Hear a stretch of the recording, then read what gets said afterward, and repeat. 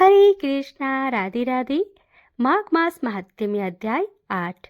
कल हमने श्रवण किया कि विकुंडल ने यमराज के दूतों से पूछा कि कौन से अच्छे कर्म करने होते हैं जिससे मनुष्य को यमलोक प्राप्त नहीं होता है। आइए सुनते हैं कि यमदूत ने क्या कहा। यमदूत कहने लगा कि तुमने बड़ी सुंदर वार्ता पूछी है। यद्यपि मैं पराधीन हूँ, फिर भी तुम्हारे स्नेहवंश अपनी बुद्धि के अनुसार बतलाता हूँ। जो प्राणी काया वाचा और मनसा से कभी दूसरों को दुख नहीं देते हैं, वे यमलोक में नहीं जाते। हिंसा करने वाले वेद, यज्ञ, तप और दान से भी उत्तम गति को प्राप्त नहीं पाते। अहिंसा सबसे बड़ा धर्म है। तप और दान ऋषियों ने बतलाया है।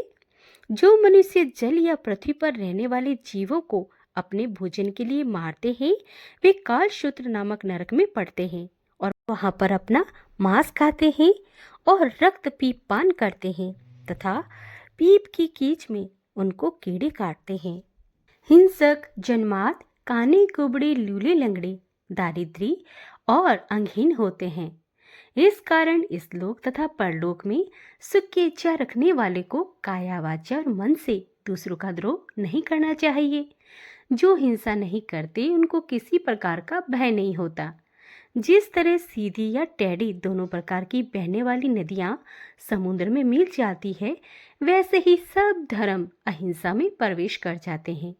ब्रह्मचारी, गृहस्थ्य, वनप्रस्थी सभी अपने अपने धर्म का पालन करते हैं और जितेंद्रिय रहने से ब्रह्मलोक को प्राप्त करते हैं।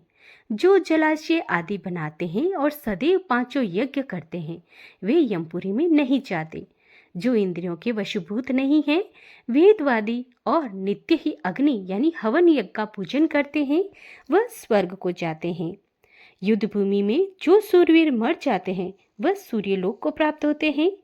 जो अनजान स्त्री शरण में आए हुए तथा ब्राह्मण की रक्षा करने के लिए प्राण देते हैं, वे सभी स्वर्ग से नहीं लौटते।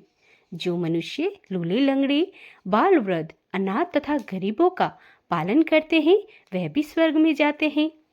जो मनुष्य गौओं के लिए पानी का आश्रय करते हैं तथा कुआं, तालाब और बावड़ी बनवाते हैं, वे सदैव स्वर्ग में वास करते हैं। जैसे जैसे जीव इनमें पानी पीते हैं, वैसे वैसे उनका धर्म बढ़ता जाता है। जल से ही मनुष्य के प्राण हैं, इसलिए जो प्याऊ आदि लगाते हैं वह अक्षय स्वर्ण को प्राप्त होते हैं। बड़े बड़े यज्ञ भी वह फल नहीं देते जो अधिक छाया वाले वृक्ष मार्ग में लगाने से देते हैं। जो मनुष्य वृक्ष रोपण करता है वह सदैव दानी और यज्ञ करने वाला होता है। जो अच्छे फल, अच्छी छाया वाले मार्ग के वृक्षों को काटता है वह नरकगामी होता है। तुलसी का वृक्ष लगाने वाला सब पापों से छूट जाता है। जिस घर में तुलसी वन है वह तो घर तीर्थ के समान है और उस घर में कभी यमदूत नहीं जाते। तुलसी की सुगंध से पितरों का चित्त आनंदित हो जाता है और वह विमान में बैठकर विष्णु लोक को चले जाते हैं।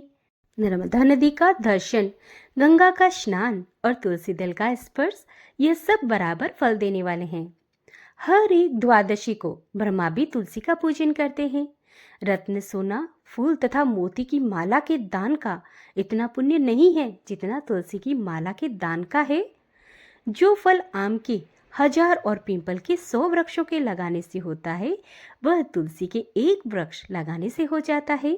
पुष्कर आदि तीर्थ, गंगा आदि नदी, वासुदेव आदि देवता सब ही तुलसी में वास करते हैं। जो मनुष्य एक बार, 2 या 3 बार रेवा नदी में उत्पन्न शिव मूर्ति की पूजा करता है अथवा स्फटिक रत्न के पत्थर के आप से निकले हुए तीर्थ में, पर्वत, वन में रखी हुई शिव की मूर्ति की पूजा करता है और सदैव नमः शिवाय मंत्र का जाप करता है, वह यमलोक की कथा भी नहीं सुनते। प्रसंग, शठता, अभिमान या लोभ से शिव पूजा करने वाले भी यमद्वार नहीं देखते। शिव पूजा के समान पापों के नष्ट करने वाला तथा कीर्ति देने वाला 3 लोक में कोई कर्म नहीं है। जो शिवालय स्थापित करते हैं वह शिवलोक में जाते हैं। ब्रह्मा, विष्णु तथा शिव का मंदिर बनाकर मनुष्य बैंकुटवासी होता है। जो भगवान की पूजा के लिए फूलों का बाग लगाते हैं वह धन्य है। जो माता पिता, देवता और अतिथियों का सदैव पूजन करते हैं वह ब्रह्मलोक को प्राप्त होते हैं। तो भक्तों, यहाँ पर माघ मास महात्म्य में अध्याय 8 का समापन होता है।